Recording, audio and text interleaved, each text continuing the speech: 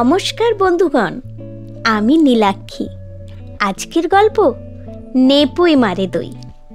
একদিন গোপাল গঙ্গার খেয়াঘাটে দাঁড়িয়ে আছেন। কি এক দরকারে গঙ্গার ওপারে তার যাওয়া দরকার।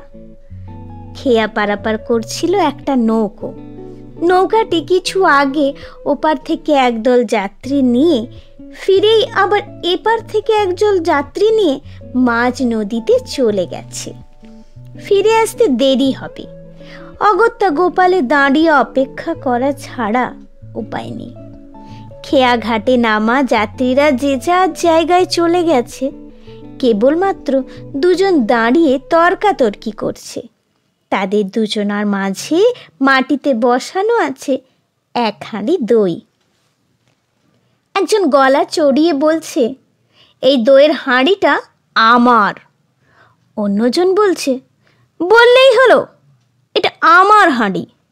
প্রথমজন ঘোরতর প্রতিবাদ করে বলল, বাজে কথা বলো না, এটা আমার হাঁড়ি। তোমারটা হয়তো নৌকো থেকে নামাতেই ভুলে গেছো। আমারটা নিয়ে তুমি খামোখা দাবি করছো। অন্যজন বলল, না, এটা আমারই, তোমারটা তুমি নামাওনি, ভেবে দেখো। এরকম বচসা থেকে শুরু হলো তাদের মধ্যে হাতাহাতি। কেউ এক ফোঁটাও দাবি ছাড়তে রাজি নয়। সে এক তুমুল কাণ্ড। গোপালের কিছু বুঝতে বাকি রইল না। দুটো অধৈর্য লোকের একটা হাঁড়িকে নিয়ে টানাটানি। অন্য হাঁড়িটা হয়তো নৌকোতে পড়ে আছে।